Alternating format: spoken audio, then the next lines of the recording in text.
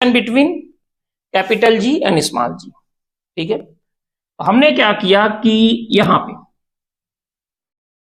हमने एज्यूम किया कि ये अर्थ है, रेडियस ऑफ अर्थ हमने एज्यूम किया कि ये क्या है आर ई, और मास ऑफ अर्थ एम ई।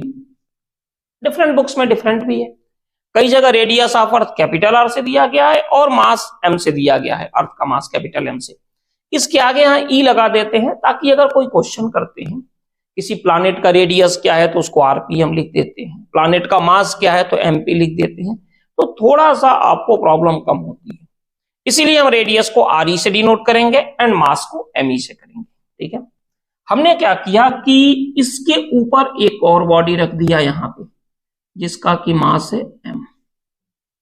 ठीक है, और ये सेंटर है। तो अगर हम बात करें according to Newton's law of क्या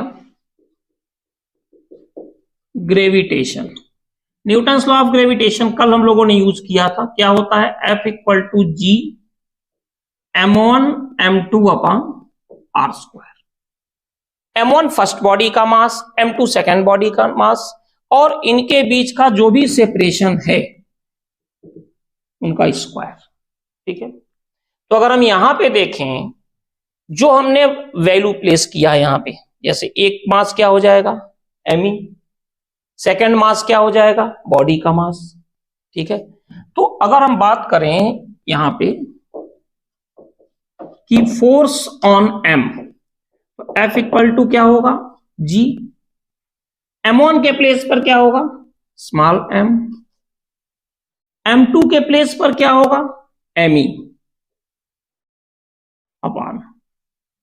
थोड़ा सा यहां पे मैं आपको एक बात बता दूं, कई बार आपके ब्रेन में बात आती है कि यार जब दोनों के बीच का सेपरेशन ले रहे हैं तो जैसे मान लीजिए कि ये बॉडी है, इसका रेडियस क्या है स्मॉल आर, और अर्थ का जो रेडियस है वो है आर ई।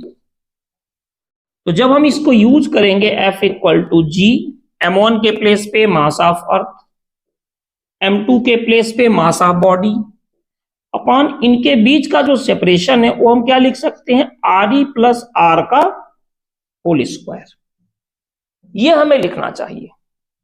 ठीक है, लेकिन आप बताइए जो अर्थ का रेडियस होता है वो 6400 किलोमीटर होता है। बेसिकली हम यूज करेंगे 6.4 into 10 to the power 6 metre, हालांकि एग्जैक्टली तो 6.37 into 10 to the power 6 metre होता है।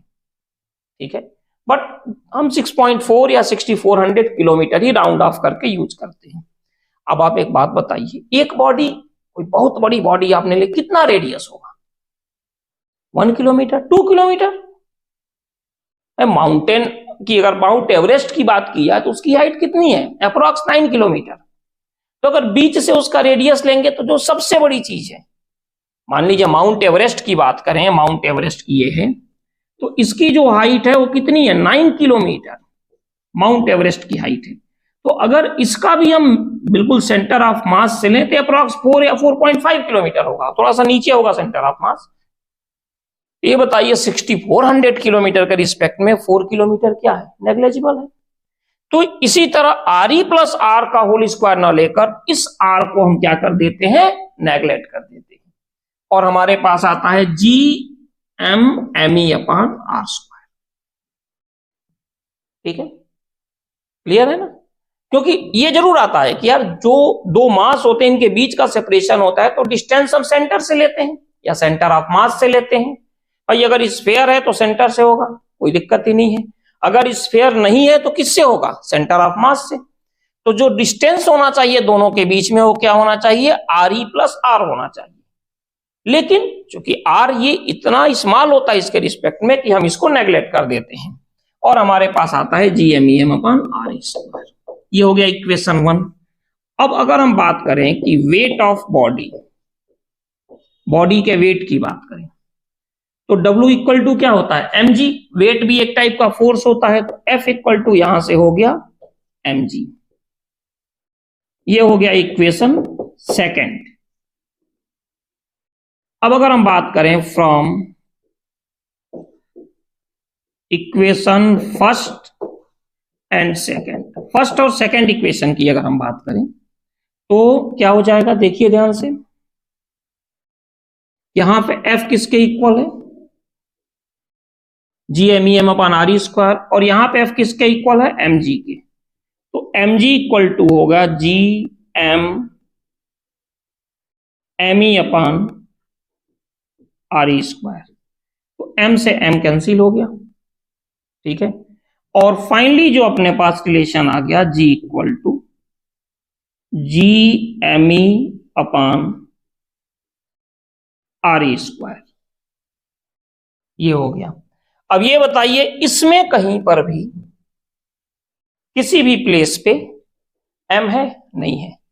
इसका मतलब कि जो एक्सेलरेशन ड्यू टू ग्रेविटी है वो बॉडी के मास पे डिपेंड नहीं करती है, ठीक है। तो ये इनका रिलेशन हो गया। अब एक और रिलेशन आता है इसी के साथ, इस पर थोड़ा ध्यान दीजिए। अगर हम ये मानते हैं कि अर्थ की जो एवरेज डेंसिटी है, अर्थ की, भाई अगर मास है तो डेंसिटी भी होगी, तो हमने ये मान लिया कि अर्थ की एवरेज डेंसिटी क्या है, रो। इसका दूसरा फॉर्म जो हम बताने जा रहे हैं, तो डेंसिटी इक्वल टू जो होता है ये होता है मास अपान वॉल्यूम, तो एम ई अपान वी। तो एम ई क्या हो जाएगा, रो इंटू वी हो जाएगा, density equal to mass upon volume. तो जो अपने पास फॉर्मूला है G equal to G M E upon R E square, इसको हम क्या लिख सकते हैं, G mass equal to density into volume upon R E square. तो G इक्वल टू क्या होगा, G rho upon R E square तक तो ठीक है। वॉल्यूम क्या होता है, वॉल्यूम हो जाएगा 4/3 पाई आर क्यूब, यही होता है। तो यहां से एक और रिलेशन आ गया डेंसिटी के फॉर्म में अपने पास, G equal to 4/3 pi rho G R E. तो ये दो रिलेशन अपने पास होते हैं ग्रेविटी के, ठीक है, जिसका कि हम यूज करते हैं, ठीक है ना। तो इसमें तो कोई दिक्कत है नहीं, बिल्कुल सिंपल है, बहुत ज्यादा कुछ है नहीं। तो अब हम लोग इसके ग्राफ को भी थोड़ा देख लें, ग्राफ कैसे वेरी करता है, क्या होता है, और इसके हेल्प से हम लोग अर्थ का रेडियस और अर्थ की डेंसिटी और मास भी हम लोग इसके हेल्प से कैलकुलेट कर सकते हैं। एवरेज डेंसिटी ही कहेंगे, क्यों, उसका रीजन क्या है, ये डेंसिटी नहीं होती है, एवरेज डेंसिटी, क्योंकि आपको भी पता है कि जैसे आपने एक वो ले लिया, क्या करते हैं, बॉल आयरन की या कोई भी, तो यार स्फीयर ले लिया, तो उसमें तो हर जगह डेंसिटी सेम है। लेकिन अर्थ के केस में ऐसा नहीं है, यहाँ कहीं पानी है, कहीं ऑयल है, कहीं कुछ है, कहीं कुछ है। तो इसीलिए हम एवरेज डेंसिटी की बात करते हैं, टोटल मास अपॉन टोटल